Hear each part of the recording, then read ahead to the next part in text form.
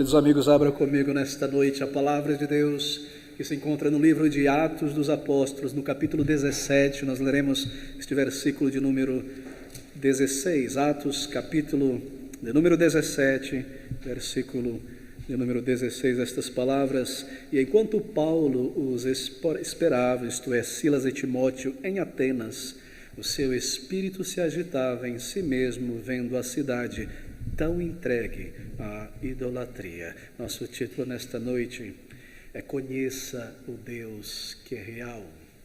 A fé no Deus que é real. Nós temos aqui um dos grandes sermões da palavra de Deus, aqui transmitido pelo apóstolo Paulo, um dos poucos sermões registrados aqui do apóstolo Paulo. Um sermão muito profundo, um sermão tremendo, na verdade, quando nós estudamos os argumentos apresentados por Paulo para evangelizar aqueles homens e mulheres de Atenas.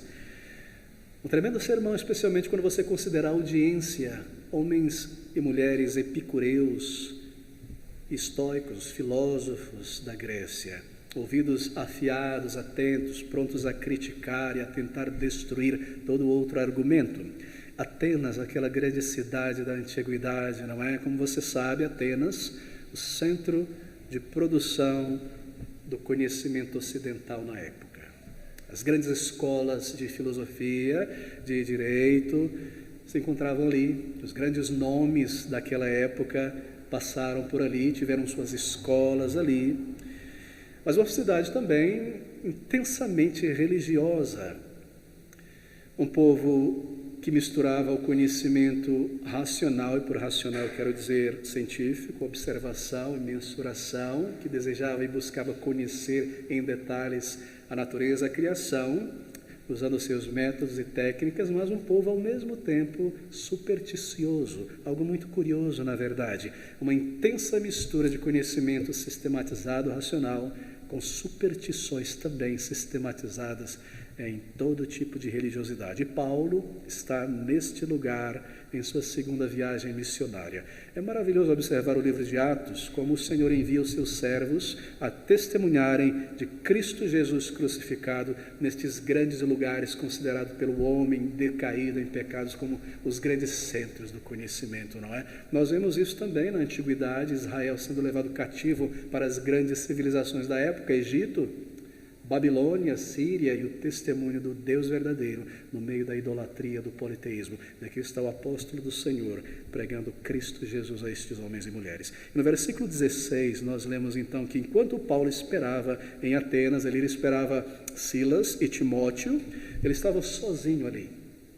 E enquanto ele esperava, ele andava pela cidade, nos é dito o versículo, que o seu espírito se agitava em si mesmo, vendo a cidade tão entregue à idolatria. Paulo estava inquieto dentro de si mesmo, porque ele via e conhecia uma sociedade tão intelectual, entregue à superstição, e deveria ser algo muito interessante pensar na mente de Paulo diante destes ídolos. Veja, Paulo era um judeu, e como um judeu abominava as imagens, mas ao mesmo tempo formado em uma cultura ocidental, na Universidade de Tarso, uma universidade grega, e conhecia os grandes pensadores, os poetas. Ele menciona em algum momento ou outro aqui em suas cartas paráfrases, não é?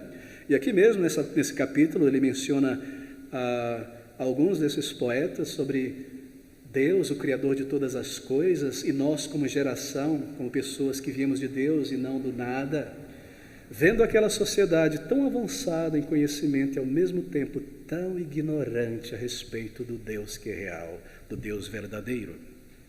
Entregue a superstições, entregue a ideias tão contraditórias, pessoas que buscavam desenvolver um método consistente de compreender a natureza, tão inconsistentes em sua compreensão sobre o Criador, sobre o Deus eterno. E isso move dentro dele. E aqui ele está inquieto, ele não está com raiva. A grande compaixão, a grande sentimento diante daquilo que ele vê ali, pessoas tão desenvolvidas no conhecimento, mas quanto a Deus, presos em fábulas, em superstições absurdas, coisas que eles próprios herdaram de outros povos, dos babilônios e dos egípcios, onde tudo começou, só com novos nomes, não é? E uma narrativa mais complexa sobre o nascimento desses deuses, etc. Todo tipo de divindade. E assim Paulo irá pregar a pessoas cuja a compreensão sobre o Deus verdadeiro é zero, é nenhuma.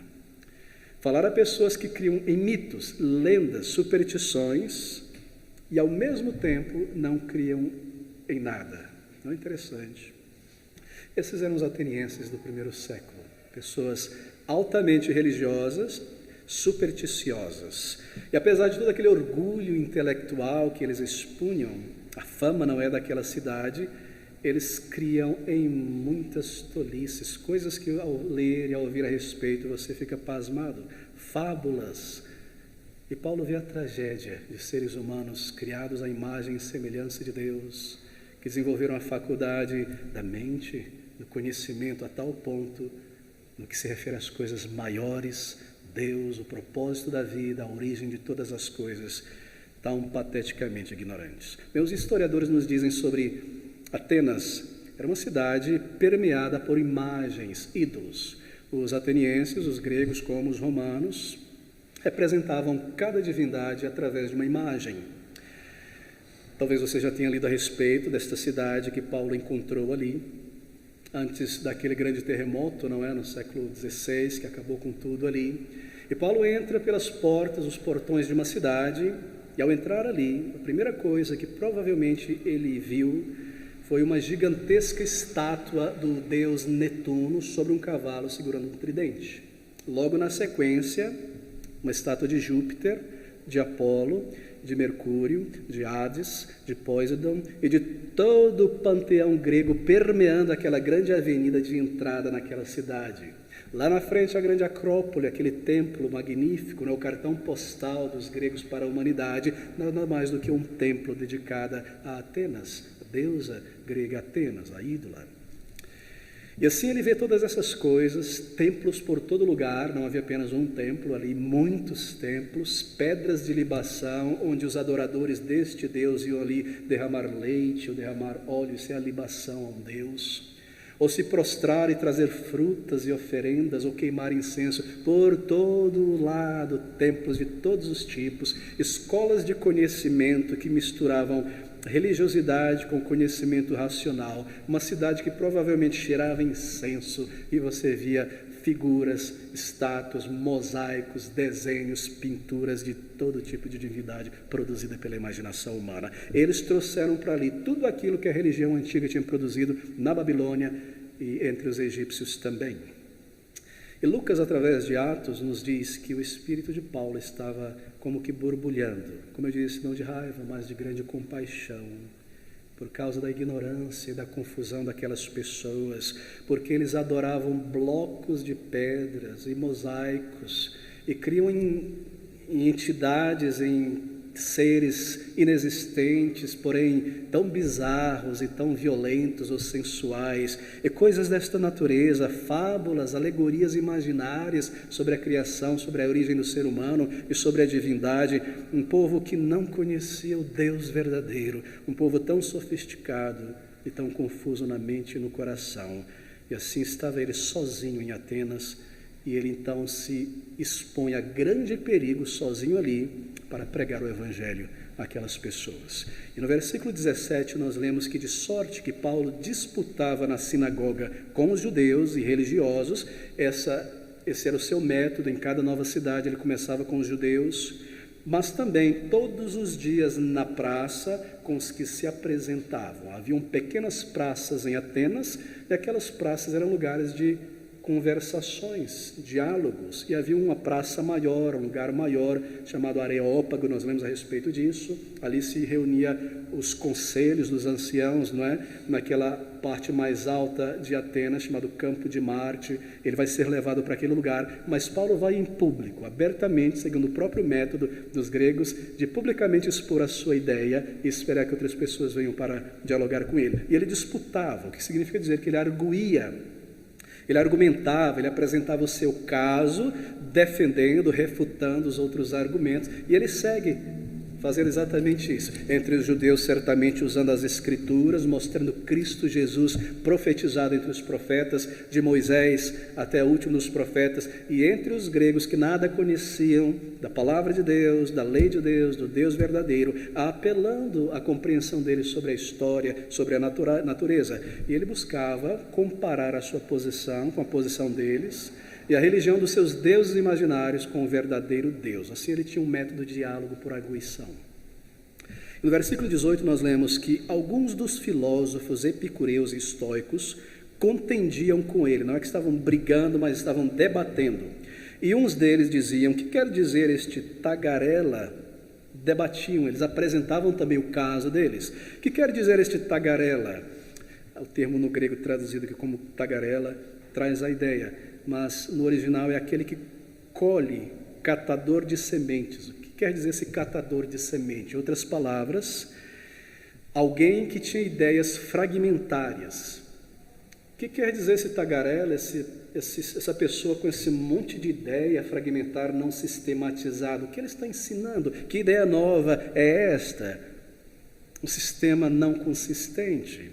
Pregador de deuses, que quer dizer este tagarela, e outros, parece que é pregador de deuses, no plural, deuses que estranhos, deuses que nós não conhecemos em nossa cultura, é algum novo Deus que apareceu por aí. Parece que é pregador de deuses estranhos, porque eles anunciavam a Jesus e a ressurreição. Eles ouviam esses termos, Jesus, ressurreição, e na sua mentalidade politeísta, eles entendiam que Paulo estava falando sobre um Deus chamado Jesus, uma deusa chamada ressurreição, e um outro Deus chamado isso ou aquilo. Ele prega vários deuses. É assim que eles pensavam sobre as coisas, e não estavam compreendendo o que Paulo queria dizer. Então, de modo a compreender melhor, nós lemos aqui que no versículo 19, eles o tomam, não violentamente, né, o autorizam e trazem ali para o Areópago, dizendo: bom, vamos nos sentar agora e usar nosso ferramental racional para entender o que você quer dizer. Poderemos nós saber que nova doutrina é essa de que falas? Produza sentido agora, Paulo. Traga a tua ideia, defina os teus conceitos, nos diga a origem disso, quem são as autoridades, e isso leva ao quê? E ali está o apóstolo Paulo, porque eles anunciavam a ressurreição. E o que Paulo irá fazer aqui é maravilhoso, queridos amigos, e nos ensina muito. Ele irá pregar Cristo Jesus crucificado. Ele irá falar àqueles homens de grande intelecto sobre uma pessoa, um homem desconhecido de uma pequena vila de Nazaré, que foi tomado por violência, humilhado, desprezado, torturado e morto, que ele é o Deus eterno que veio a este mundo para salvar. Não é tremendo? Ele nos diz lá, ao falar aos Coríntios, que também era uma colônia grega, que quando ele esteve com os Coríntios, ele não esteve ali para produzir uma apresentação maravilhosa do seu conhecimento e da sua erudição. Ele não quis saber nada entre os Coríntios. Saber quer dizer fazer saber, falar, a não ser Cristo Jesus. Ele poderia falar sobre a poesia, ele poderia tentar fazer um paralelo entre Platão, o demiurgo de Platão e Cristo. Ele poderia tentar dizer, olha, o Logos e Cristo. Ele poderia ir por esses meandros em nossos dias, como alguns fazem, comparar Machado de Assis e Paulo e coisas dessa natureza. Ele disse, não, Cristo Jesus. Ofensa aos gregos, o homem crucificado é o Salvador do mundo, escândalo para os judeus, o Messias morrer, o Messias para o mundo, mas para nós, salvação de Deus. E aqui ele começa então a apresentar Cristo Jesus, o Senhor, e explicar como Deus se revela e que foi necessário que o Deus eterno, Criador de todas as coisas, viesse a este mundo e tomasse um corpo, uma natureza humana, de modo a pagar no lugar de pecadores, a justiça de Deus que requer a punição do pecador, a graça de Deus que envia um Salvador para pagar e sofrer e levar sobre si mesmo a culpa, a miséria, para a nossa salvação, que lá naquela cruz, naquele pequeno monte chamado da Caveira ou Calvário, ali está o ápice de toda a história da humanidade. E se há uma filosofia da história, isto é um sentido para o movimento da história, tudo culmina ali na cruz, com aquele homem crucificado. O maior evento, mais estupendo evento de todo o universo. Jesus Cristo crucificado. No Areópago, a parte norte, no Monte Acrópolis, o Campo de Marte, não é? O Areópago era tanto a área quanto o nome que era dado ao conselho que se reunia ali, o conselho da cidade. O Areópago vai se reunir no Areópago. E eles levaram Paulo e disseram a ele no versículo 19, então, poderemos nós saber que nova doutrina é essa de que falas? Bem, quem eram essas pessoas? Se você voltar ao versículo 18, nós descobrimos quem são elas. E alguns dos filósofos epicureus e estoicos contendiam com ele. Aqui não são pessoas que leem revista de filosofia, uma romance de um filósofo. Eram estudiosos, pessoas que defendiam uma corrente, uma escola de pensamento, e eles são chamados aqui de epicureus e de estoicos. Provavelmente você já leu alguma coisa a respeito deles. Filósofos epicureus e estoicos, essa é a audiência. Que audiência difícil, não é? Pensadores. Duas escolas de pensamento dominantes naquela época.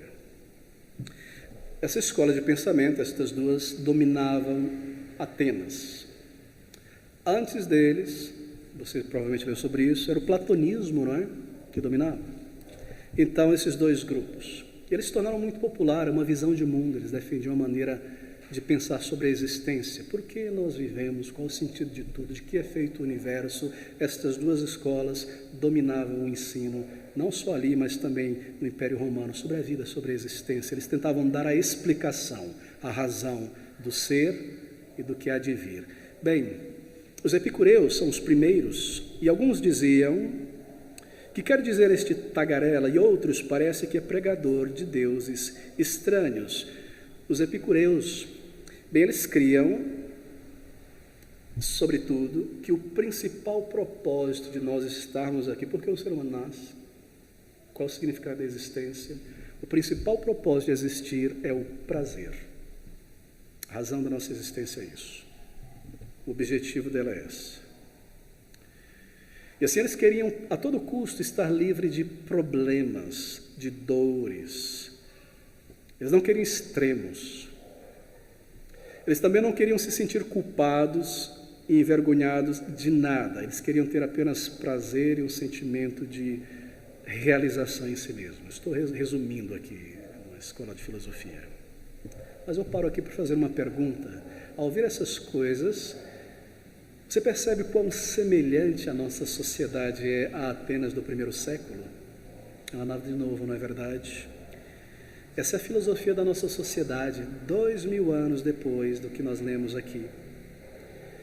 Não se arrependa de nada, não tenha culpa, não olhe para trás, não se arrependa de absolutamente nada. Está chegando o Natal e quem já passou dos 40 anos aqui se lembra daquela musiquinha, né? Quero ver você não chorar, nem olhar para trás, nem se arrepender do que faz. Essa é a nossa filosofia. Não me arrepender, não sentir culpa dos meus crimes, das minhas mentiras, das minhas traições. Como jamais eu posso buscar de Deus o perdão se eu não reconheço a minha miséria, a minha culpa, a minha falha? Como eu posso conhecer a Deus se eu ignoro a consciência, a voz de Deus na consciência? Eu não quero. Não importa. Fuja disso. Fuja de um sentimento de culpa. Não permita que isso esteja dentro de você. Crie métodos, maneiras de passar por cima da consciência de um sentimento de culpa pelo que você fez. Você pecou e a consciência te acusa, mas eu vou desenvolver métodos para acabar com isso e seguir. E me enganar, para dizer que eu estou vivendo uma vida e está tudo certo. Não importa quanto você tenha ignorado a Deus, o mal que você tenha feito, não sinta culpa. Não olhe para trás, não se arrependa, não reconhecer a minha culpa. Suprimir a voz de Deus em nós, na consciência. Fingir que não agimos errado para com Deus. Será que nós somos diferentes dos atenienses, amigos? Bem, os epicureus criam que este principal propósito de um ser humano era buscar o prazer. Eles queriam liberdade do temor da morte. Porque se você teme a morte, você não consegue ter prazer e alegria com nada. Assim eles criavam todo tipo de receita para isso. Oh, meus queridos amigos, nós vivemos na época do entretenimento e da diversão, da Disneylândia, dos filmes do Netflix. E se você pensar com muita calma sobre o que estas mídias fazem, no final das contas, na mente humana, é exatamente isso. É tentar apaziguar a consciência culpada. Porque quando o ser humano está parado, ele é obrigado a pensar e a sentir. E a voz da consciência é melhor ouvida no silêncio. Então, põe os seus novos iPods. Liga a Netflix. Vá para o entretenimento. Vá para o circo, para o futebol, faça isso, viaje, compre isso. A internet agora nos domina. Nós não queremos ouvir.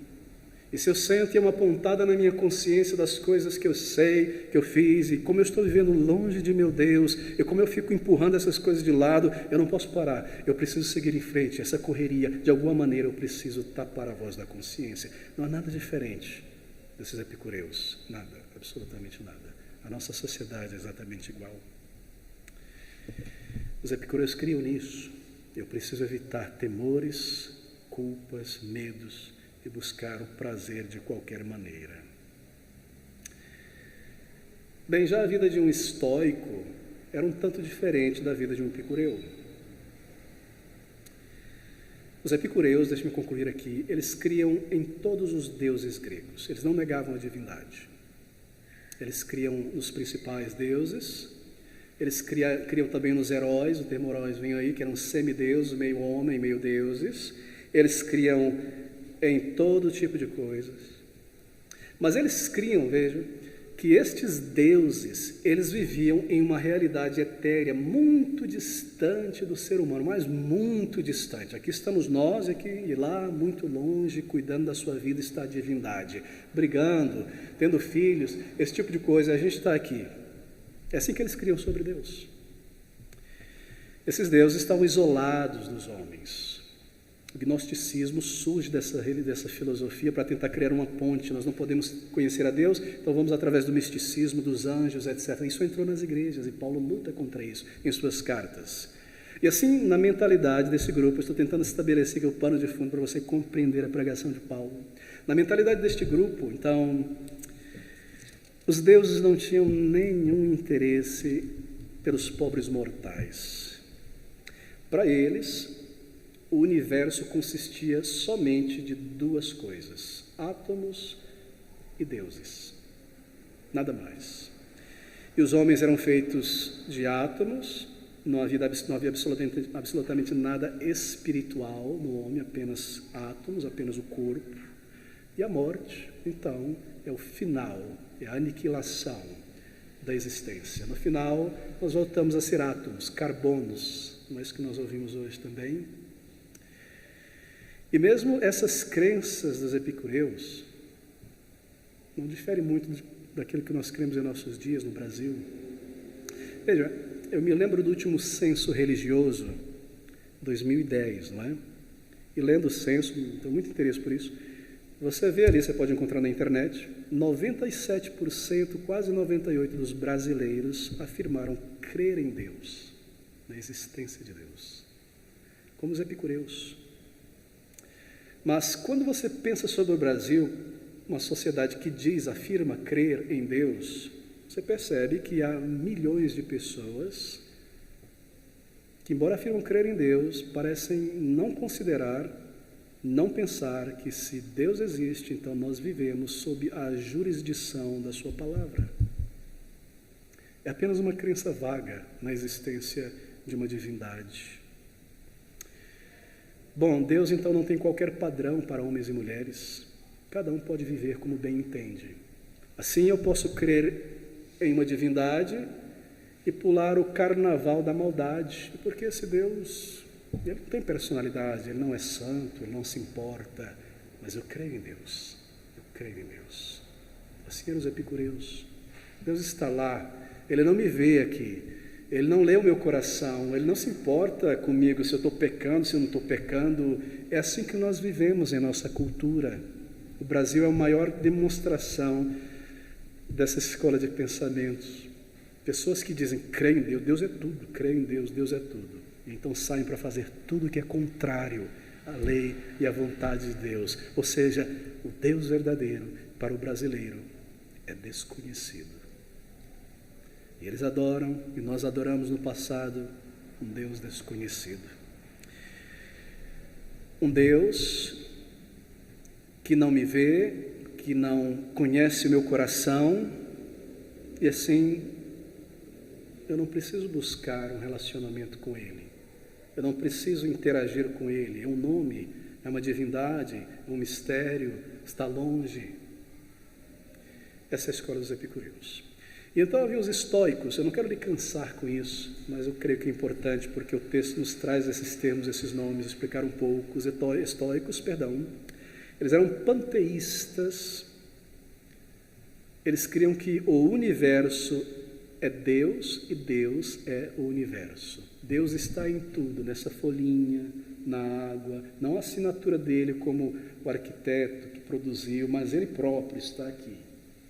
Eles criam desta maneira. E no momento em que você terminasse a sua vida, porque cada ser humano é como que uma faísca da divindade, quando você morrer, então você evapora para dentro da divindade e volta a ser a divindade. É dessa raiz que vem todo tipo de filosofia espiritualista. E assim o propósito da vida é desfrutar o máximo de maneira ética e evitar grandes emoções. Evite grandes emoções. Por quê? Porque emoções não ajudam, né? Seja grande alegria evite, não demais, nem tristeza demais evite, tente ficar em um meio termo. E era isso. Tudo irá se acabar, não há mais nada após esta vida, e esse é o propósito.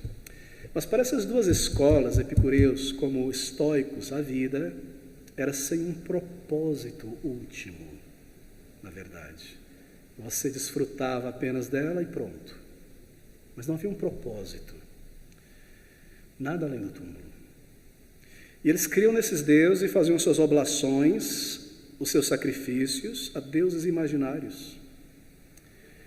E esses deuses, talvez você tenha lido a respeito, eram muito semelhantes ao ser humano, eram deuses que tinham inveja, ódio, e matavam, e traíam, e escondiam, e detestavam os seres humanos, exatamente como o próprio ser humano, frutos da imaginação humana. E qual semelhante, mais uma vez, à nossa sociedade. Pessoas que dizem crer em Deus e vivem como se não existissem.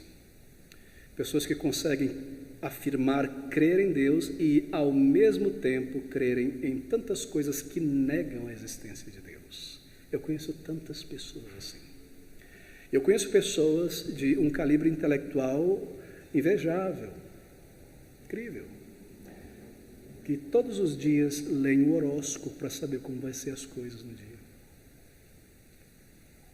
Assim somos nós. E há pessoas que produziram grandes coisas. Conheci um engenheiro que produziu grandes coisas fora do Brasil, não tanto aqui, mas era uma pessoa que carregava patuá. Assim somos nós. Você percebe, querido amigo? Não é o conhecimento humano que leva à verdade. A verdade precisa ser revelada por Deus. Se nós estivéssemos entregues apenas à pesquisa, nós seríamos como os atenienses, tão contraditórios. Eu não creio em Deus, mas eu creio no zodíaco, que as constelações, elas dirigem o meu futuro. Ah, é claro que você crê. Ou seja, no final das contas, nós somos todos espiritualistas, não espíritas, mas espiritualistas. Nós não conhecemos o Deus verdadeiro. Nós manifestamos a existência de Deus através da mente, da criação, e nem ao menos reconhecemos isso. Quão contraditório nós somos. E aqui está a mensagem da palavra de Deus. Eu afirmo crer em Deus, então eu afirmo também, mas eu creio na evolução. Eu creio que o nada do nada trouxe à existência todas as coisas. Assim somos nós. Veja aqueles gregos e atenienses. Pense sobre o Brasil. As pessoas creem em uma miríade de religiões. Todo brasileiro é meio espiritualista. Talvez você tenha amigos, ou tenha sido assim, ou seja, familiares, que ia na igreja católica e na sexta-feira fazer um descarrego, pegar um passe. E no domingo, no budismo, ou para alguma meditação transcendental. E há evangélicos que fazem exatamente isso. Ou seja, não nos toca, não nos importa isso. O fato é que deve ter uma divindade lá. Nós não conhecemos o Deus verdadeiro. Deuses, espíritos representados por imagens, pinturas e símbolos. Queridos amigos, isso mostra a necessidade deste livro para toda a humanidade. O fato de que Deus precisa falar e nos dizer quem Ele é, o que é o ser humano, porque as coisas são como são, estão como estão. Se Deus não se revelar ao ser humano de um modo compreensível, e não tivesse colocado essa revelação de uma maneira compreensível através de um texto, então nós estaríamos debaixo de total ignorância espiritual.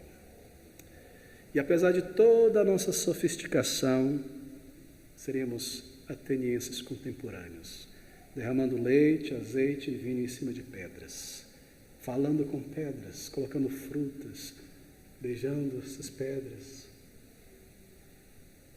Assim somos nós, sem a revelação do Deus verdadeiro.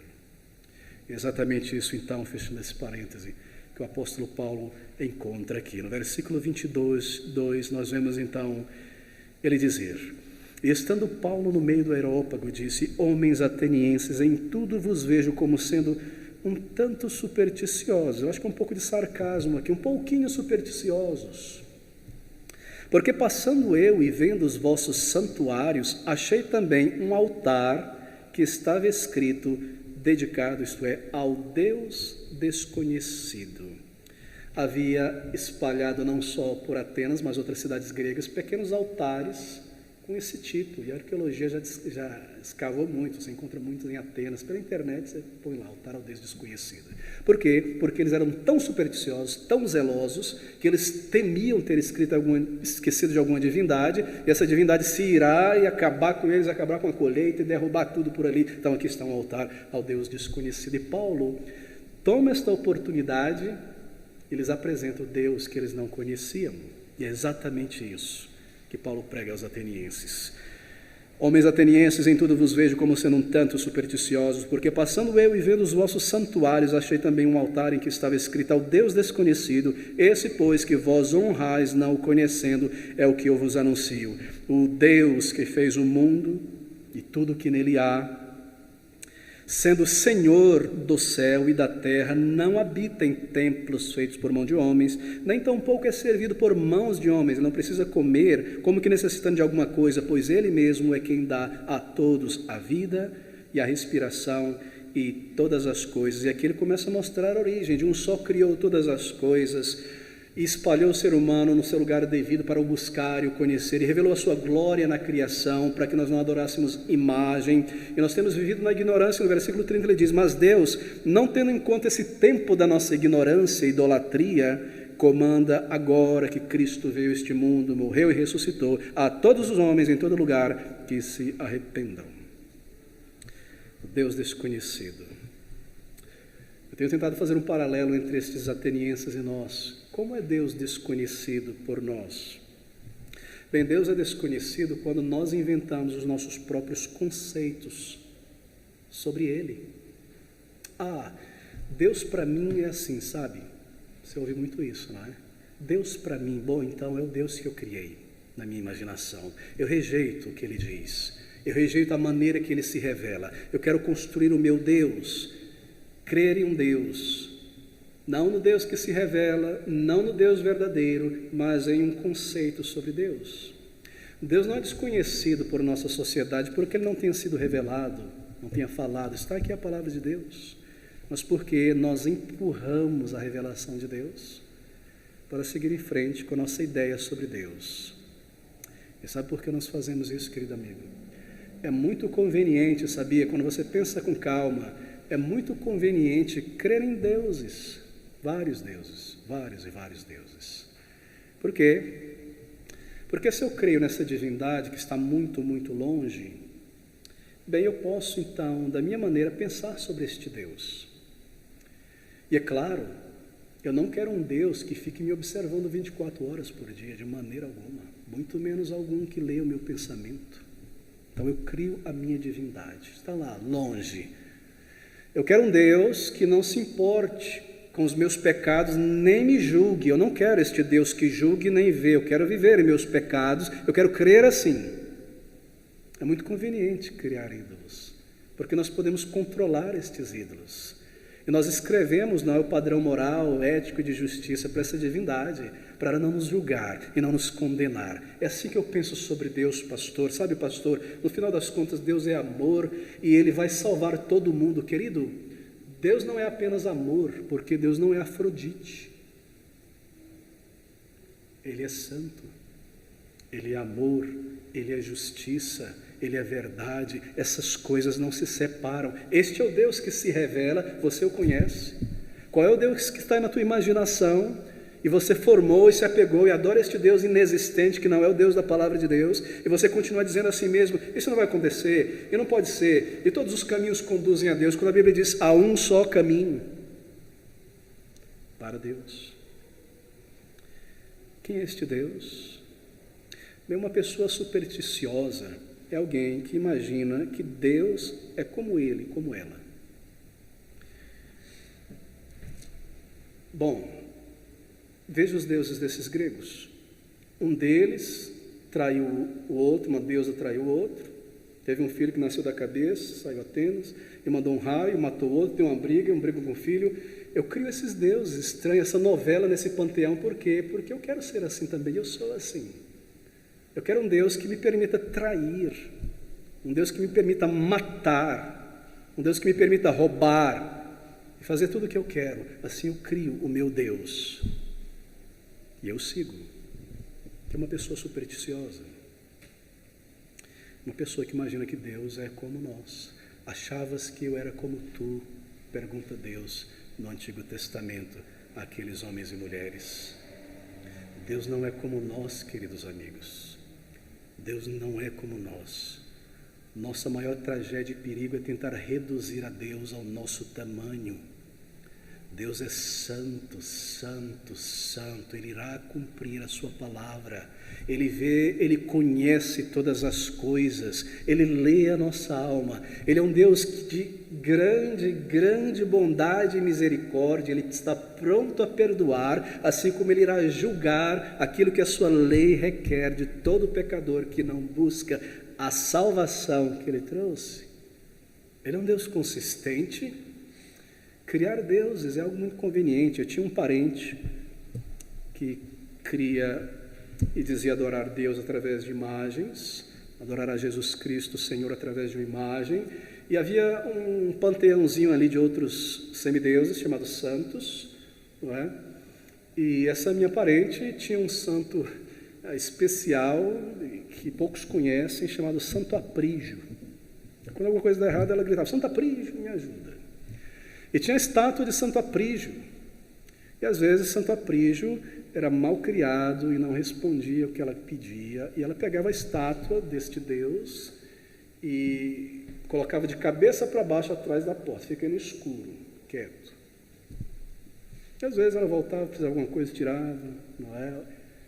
E quando ela se sentia meio que irado com este Deus, ela virava a estátua com o rosto para lá. Não fica me olhando, não. É muito conveniente, nós podemos controlar o Deus que nós criamos. Nós podemos, por exemplo, imaginar que Ele só viu este pecado que eu cometi, aqueles milhões não. E que tudo que eu fiz hoje Ele não sabe, só agora que eu comecei a pensar sobre Ele, que Ele está me vendo aqui. Eu posso controlar esse Deus. Eu não conheço o Deus verdadeiro. Eu posso ser cínico a respeito dEle, quanto à sua criação, quanto à maneira como Ele lida com o mundo e as pessoas, imaginar que Ele não vê, que Ele não conhece. Eu posso imaginar que eu posso seguir em frente, como eu estou, longe de Deus, e que tudo vai dar certo no final. Assim eu criei um ídolo. Esse não é o Deus verdadeiro. O Deus que sabe todas as coisas. Salmo de número 139, 4. Ouça o que Deus diz sobre si mesmo: não havendo ainda palavra alguma na minha língua, eis que logo, ó Senhor, tudo conhece. Antes, e eu não sei como isso acontece, talvez você não saiba também, que o pensamento se manifeste em palavras e a ideia surja, ele já sabe. Esse é o Deus da palavra de Deus. Ele conhece tudo o que acontece nesse mundo, mesmo em nossos pensamentos. Isso quer dizer que Ele é justo para julgar. Uma pessoa supersticiosa é uma pessoa que imagina que Deus não se importa com a maneira como eu vivo, contanto que eu creia que Ele existe. Ouça o que a Bíblia diz em Isaías 29:13: porque o Senhor disse, pois, que este povo se aproxima de mim com a sua boca e com seus lábios me honra, mas o seu coração se afasta para longe de mim, e o seu temor para comigo consiste em mandamentos de homens em que foi instruído. Ou seja, a religião dessas pessoas era usos e costumes. Adoravam a Deus com os lábios, usos e costumes. O coração estava longe. Deus irá cumprir a sua palavra, mas o supersticioso transforma o Deus verdadeiro em um mero homem, porque o homem falha, não cumpre as coisas. Será que há alguém aqui nesta noite, adorador de um Deus não existente como esse? E você afirma crer e conhecer a Deus, mas você não conhece o Deus da palavra de Deus como revelado na palavra de Deus. Há outras maneiras de superstição. Imaginar que você pode viver a sua vida longe de Deus e que no final da tua vida Deus te receberá. Isso é superstição. Aquele que nele crê não será condenado. Aquele que não crê já está condenado. É isso que diz o Deus da palavra de Deus. Os ímpios não subsistirão no juízo, nem os pecadores na congregação dos justos. Aqui está outra maneira de superstição. Imaginar que os padrões e a vontade de Deus são relativos. Isso é relativo, isso tem uma interpretação, não é como a justiça no nosso país, o governo. Isso pode significar qualquer coisa, contanto que você interprete a palavra, você pode esticar para lá, etc. Pensar que Deus é assim. Ouça o que Deus diz em Números 23:19: Deus não é homem para que minta, nem filho do homem para que se arrependa. Porventura diria ele, não faria, ou falaria e não o confirmaria. Aqui está outra maneira de superstição. Imaginar que para ser aceito por Deus, tudo o que Deus espera de mim é que eu seja uma boa pessoa, viva uma vida honesta e tenha um pouco de religiosidade, vá à casa de Deus alguma vez ou outra. Se você pensa assim, você é supersticioso. Se tudo que importa é uma boa vida, por que Jesus Cristo precisou amargar daquela maneira e vir a este mundo? E descer, e se humilhar, e cumprir toda aquela justiça, e sofrer daquela maneira. Superstição é pensar como muitas pessoas que o inferno é aqui, rapaz, isso aqui que é o inferno. O inferno é, não. Enquanto você está aqui, você pode tomar uma aguinha de coco geladinha. Essas tristezas dessa vida, esse governo, esse país, esse é o inferno é aqui. Não, o inferno não é aqui. É um lugar onde há ranger de dentes, isto é, um remorso porque eu não ouvi a palavra de Deus, um verme que nunca morre, um fogo que nunca se extingue. Querido amigo, enquanto você está aqui, há tempo de conhecer o Deus vivo, o Salvador, por meio de Jesus Cristo. Há tempo de se revoltar contra si mesmo e a sua religiosidade misturada com pecado e buscar ao Senhor. E clamar a Ele, dizer, Senhor, eu sou hipócrita, me ajuda, eu não quero esconder o meu orgulho, eu preciso da salvação enquanto há tempo, me salva das chamas eternas. Há tempo, há oportunidade. Ele se revelou na pessoa do Senhor Jesus. Ele irá te receber se você for a Ele como um pecador arrependido. Ele irá te receber, creia. Esse é o Deus que diz, vinde e eu salvarei, eu não lançarei fora. Não tema, não crie um outro Deus em tua imaginação, que se você for a Ele arrependido, Ele vai te arrasar e te lançar fora, Ele vai te receber. É uma promessa dEle. Esse é o Deus da palavra de Deus. Esse é o Deus verdadeiro que enviou o seu Filho a este mundo e deu a maior prova possível do seu grande amor. Superstição uma pessoa supersticiosa, uma pessoa que busca a Deus por um tempo, para de buscar, liga, desliga, em momento de perigo clama a Deus, passou a necessidade, você não vê mais a pessoa. É superstição, ou seja, Deus é um amuleto. As coisas estão indo mal, deixa eu ir lá pegar esse amuleto, vou na igreja, vou buscar Deus. Tá tudo bem, passou, não, vou voltar na igreja um dia. Isso é superstição, supersticiosos nós somos, nada mais do que isso. Superstição, imaginar que há muitos caminhos que conduzem a Deus e o que importa é a sinceridade da tua religião. Ouça a palavra de Deus em João 14,6. Jesus respondeu e disse: eu sou o caminho e a verdade e a vida. Ninguém vem ao Pai senão por mim. Este é o Deus da palavra de Deus. Quão supersticiosos conseguimos ser e quão ignorantes de Deus. Um Deus que se revela, um Deus que pode ser conhecido, um Deus que fala e que é o que diz ser. Quem é o Deus verdadeiro? Está aqui nas palavras de Paulo no versículo 24. O Deus que fez o mundo e tudo o que nele há. Ele não é parte da criação, ele é o Criador.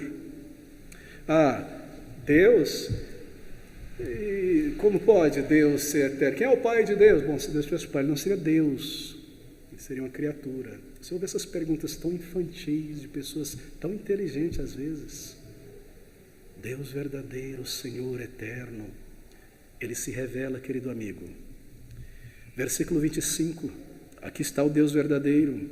Nem tampouco é servido por mãos de homens. Você não pode pegar uma tigela de barro, pôr farofa e dar para ele comer. Ele é eterno, ele é espírito, ele deve ser adorado em espírito, em verdade. Versículo de número 26. Versículo 5 ainda, pois ele mesmo é quem dá a todos a vida e a respiração e a todas as coisas, e de um só sangue fez toda a geração dos homens para habitar sobre toda a face da terra, determinando o tempo já dantes ordenados e os limites da sua habitação. Ele estabeleceu todas as coisas. E depois daquele grande dilúvio, ali no centro do globo terrestre, as nações se espalhariam, e o Evangelho seria trazido ali, através de um povo, ali no centro geográfico, a se espalhar pelo mundo todo. Todos teriam a oportunidade de ouvir o Evangelho da graça redentora, e compreender algo sobre a pessoa do Senhor, e buscá-lo enquanto há tempo. Ele enviou também seus mensageiros, e ele fala pela natureza, este livro que ele escreveu, que ele é glorioso, que ele é real, que ele está aqui. E então, de uma maneira mais específica, por sua palavra. E quantos mensageiros são enviados à nossa vida sobre a realidade de Deus, sobre o amor de Deus, sobre a realidade da morte, do julgamento. Nós somos cercados aqui. Queridos amigos, o Deus que se revela. Se você não o busca aqui como ele se revela, não quero lhe ofender.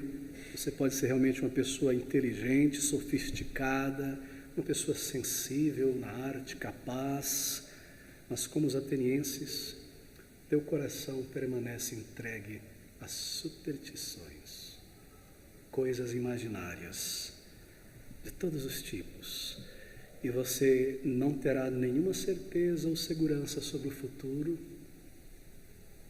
você não terá nenhuma resposta sobre o além do túmulo, porque este Deus supersticioso não pode garantir nada. Como os atenienses, você não tem um relacionamento com o teu Criador, porque você não conhece. Tudo que me resta são intuições, esta é a minha luz, a suposta ciência humana, especulações, é tudo que eu tenho, mais nada, em uma breve vida. Ouça essas palavras, eu concluo aqui, querido amigo. Descubra algo sobre este Deus que talvez você nunca imaginou no versículo de número 30. Mas Deus, não tendo em conta os tempos da ignorância, ordena agora a todos os homens e em todo lugar que se arrependam. E, embora você tenha vivido tão distante de Deus, veja o amor, a graça de Deus. Embora eu tenha ofendido a Deus adorando um ídolo, me prostrando diante de pessoas, adorando artistas, filosofias, músicas, objetos, a mente humana, o que quer que seja, traído o meu Criador tantas vezes, ele diz, não levando em conta o tempo da ignorância, venha, se arrependa enquanto há tempo, venha e se arrependa enquanto há tempo. Por que me apegar aos meus pecados e uma ideia falsa sobre Deus? Por que seguir em frente me enganando dessa maneira? Apesar da minha ignorância voluntária, ele ordena arrependimento. Não é maravilhoso? Você entende o que está sendo dito aqui? Apesar de toda a minha vileza, alienação, traição, ele ordena amor, bondade. Arrependimento comunica isso. Arrependimento comunica este amor, esta graça. Uma palavra de esperança, arrependimento. Uma palavra maravilhosa, arrependimento para com Deus. Ser recebido, ser perdoado, a guerra cessar. Eu ser chamado e aceito como um filho de Deus e entrar para todas as bênçãos filiais do Deus eterno. Eu. Não é maravilhoso o amor, a graça deste Deus verdadeiro? E é uma palavra aqui que nos explica como isso acontece. Deus, não tendo em conta os tempos da ignorância, ordena agora todos os homens em todo lugar que se arrependam. Estão chamados a voltar-se a Deus, a arrepender-se.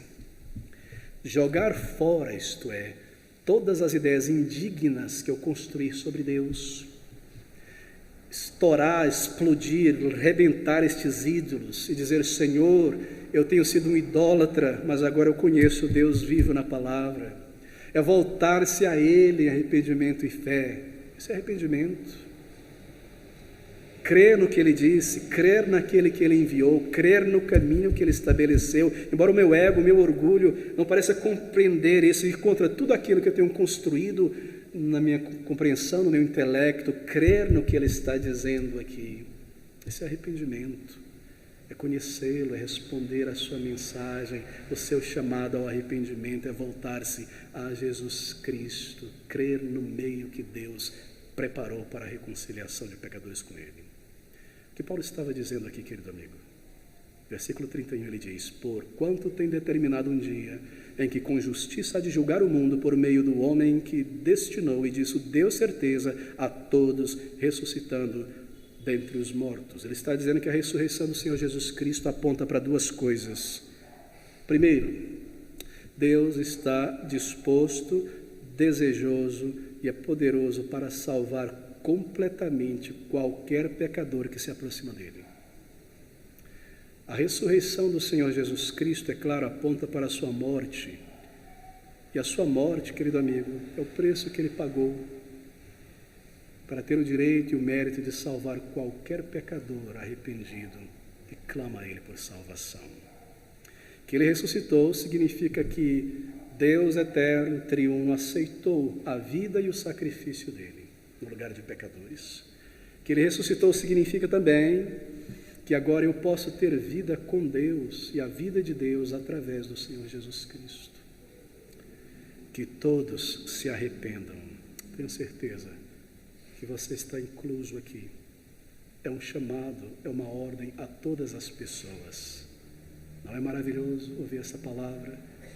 Que o Deus eterno e soberano diz a todas as pessoas, em todos os lugares, sem contradizer suas gloriosas doutrinas e a sua soberania, que qualquer um que for a Ele em arrependimento e fé será salvo. É maravilhoso, é maravilhoso. Você não precisa estar preocupado ou temendo. Será que Deus irá me aceitar? Será que eu sou alguém escolhido por Deus? Vá a Ele, vá, creia nisso, se arrependa dessas ideias erradas sobre Deus. Veja o amor dEle, o coração de Deus revelado aqui, creia nele e se entregue a Ele, e você coloca toda a tua fé na pessoa do Senhor Jesus Cristo, como o único meio aceitável por Deus para ser aceito por Ele. E assim, tendo feito isso, você experimenta na tua vida e passa a conhecer o Deus real, o Deus verdadeiro, a vida eterna. Vamos orar juntos. O Senhor Deus bendito e Pai do Senhor Jesus Cristo, ilumina o nosso coração. Ajuda-nos, Senhor, sensibiliza-nos, derruba o orgulho e os ídolos que construímos ao longo de muitos anos, cuidadosamente edificados, para nos escondermos atrás destes ídolos e viver a nossa vida de pecado. Ó Senhor, pela Tua luz divina, banha as trevas, faz-nos ver quão cego estávamos. Ajuda-nos, ó Senhor, e então, envergonhados, culpados, mas com esta fé no Deus cheio de amor e graça, em Jesus Cristo, Senhor, leva-nos a esta fonte de perdão, de purificação, Cristo Jesus, o Salvador. Nós clamamos a Ti, Senhor do Universo, Deus a quem pertencemos por criação e por direito. Ouve o nosso clamor e envia a Tua salvação a este lugar, Senhor. Nós Te rogamos pelo sangue e pelos méritos de Teu amado Filho, para o Teu louvor, ó Pai. Amém.